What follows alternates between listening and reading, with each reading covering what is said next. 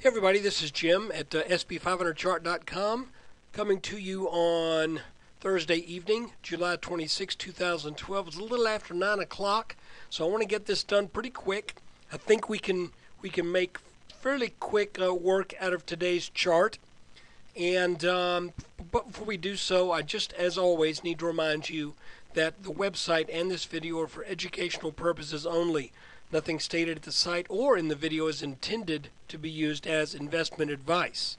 I can draw lines on charts, but you have to draw your own conclusions from your own research, and you need to make investment decisions that are suitable for your personal financial situation. I just want to remind you, once again, I am not a licensed financial professional. I'm just a guy that draws lines on charts. So let's take a look. Okay, looking at an hourly chart, you can see we had a nice day today, up over 20 points, over 22 points. And we kind of got a little clue that this might be happening. Unfortunately, the way it took place, I'm afraid, unless you went long at the end of the day yesterday, this really wasn't much of a tradable event because it was a big gap up. And, you know, it's hard if you're not a futures trader. It's hard to trade the actual index or the actual underlying stocks, for that matter, when you have these gap opens either up or down. So you can see, if we keep our original line right here, this kind of looks like a back test. But, you know, I don't want to fool you and tell you that this line is super meaningful, because we've seen that nothing lines up quite right. Okay? So, to be fair, I want you to remember this line, but I'm going to make this a light color. And when I say nothing lines up quite right, if you took this low, this low, this low, this low, and this low, they make a curve. They don't make a line. Also, if you take this high, this high, this high, and this high, it doesn't make a line. It makes a curve. So it's, you know, it would not surprise me if this market rallies on up and could possibly kind of define another point on what I think probably will be continuing this curve. So, you know, we've seen a lot of instances in the S&P where we've had clearly defined lines, but we've also seen sometimes when we've started to move more in a curve, a rounding kind of or scalloped pattern. Now, yesterday, as we were coming into the day, I pointed out that it looked like there was some resistance around this 1344 line, and I made the comment that if that ends up being like a little double bottom, then we would end up with a likely move to, I believe I said 1358 to 1360. Well, by golly, we got that. I'll take credit for that. But unfortunately, like I said, that move took place on a gap. So it really was not a tradable event. So you can see this line right here worked.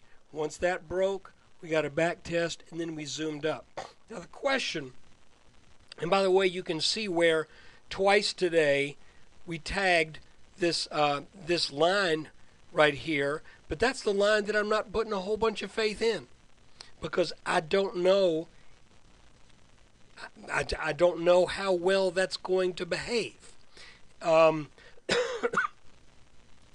I'll remind you, we still got that 1390 up here that is the target from those two head and shoulders patterns, inverted head and shoulders patterns. So for right now, another thing that I want to show you real quickly, and I'm thinking we probably need to come back some off this big move, okay? And one reason I think that may happen is if we look at this line right here, you can see this big gap down. And by the way, this gap down was what, 1363 down to, what was that? What was that level down there? Hold on a second. Let me get my little tool going. 1337. Folks, that was a 25-point move. Is that right? Was it that? Yeah, it was that much, wasn't it? Wait, hold on a second. 1362, 1337. Yep, that was a 25-point gap down. And you know that caused a lot of people some pain. And a lot of those people who were buyers up in this area here around the 1360s probably were the reason for that selling once we reached that 1359, 1360 level. And then we came back down, then we reached it again. So here's the reasoning behind that is very simple. And that is, when you have a gap like that, once you start to rally back up, there will be selling when you get close to that to the level before that gap, whether it's a gap up or a gap down. So right now, I would expect this to provide some more resistance. Now, if the S&P is able to overcome that resistance, then we may be looking at, and I'm not thrilled with the angle here, but you know what I'm going to say. Could we be looking at a larger inverted head and shoulders here with an up-sloped neckline? If that is the case, and we do take out this neckline here, then it looks to me that that should propel the move on up to get to that minimum target level from those two inverted head and shoulders patterns. So guys, you know, oh, by the way, I'll just let you know, because I want to be honest with everything. Man, I pretty much got taken to the cleaners today. Even though the markets were up good, I had too much exposure to some social networking stuff. No, I don't own Facebook. No, I didn't own Zynga. But some things that I do own were not treated well by the markets today. So the market's up about 1.5 today. I was down about 1.5, and well, that was hard to take. And just looking at it unfold before me on my smartphone up at Rochester International Airport was just kind of, oh well, you know, live and learn. But look, guys, I appreciate you taking time out of your day to watch this video. Again, let's kind of keep an eye on this, because if we get up over that 1365 and overcome this gap resistance here, which twice got tagged today, then I think, you know, we may be making that run.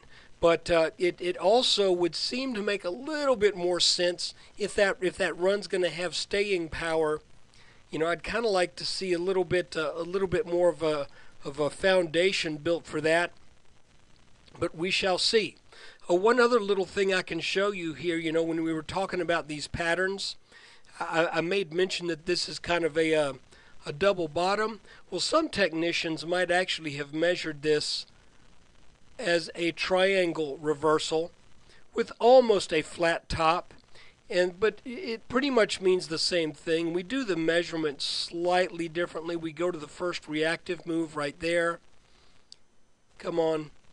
And then you can see it pretty much tells us the same story. So guys, that's the video for tonight. I appreciate you if you're a subscriber, and if you're not, think about it. It's not that much, and it certainly helps make up for some of my losses today in Glue Mobile. So hey, look, I appreciate it, and take care. We will have a weekend recap of the entire week. I will get that done over the weekend. Look for that. And again, thanks for your support.